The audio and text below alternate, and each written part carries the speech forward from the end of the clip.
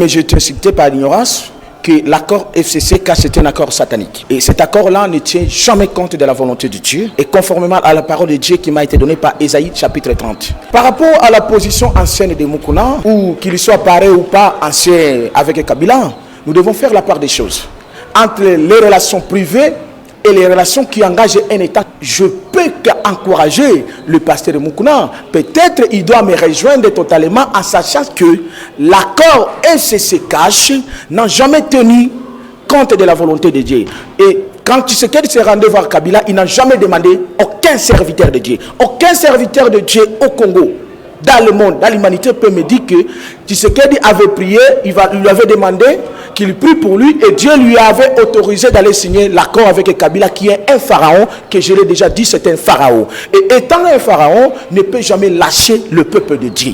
Et donc, j'encourage Mukuna, mais il doit savoir qu'il ne peut pas se limiter là-bas. Le plan est là, que Dieu a déjà établi à travers le prophète Benjamin Kawanga, que je suis l'incarnation de Simon Kimbangu. Nous devons passer par une révolution divine et populaire. Ça veut dire, la solution, c'est de mettre Tshisekedi et Kabila de côté. Parce qu'ils ont fait un acte satanique qui n'engage pas Dieu.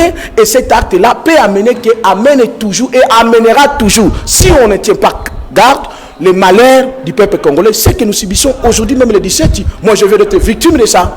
Malmené, tapé, tabassé par la police parce qu'il n'y a jamais eu les changements. C'est la continuité de la Kabylie qui est un régime satanique, un régime de pharaons qui continue.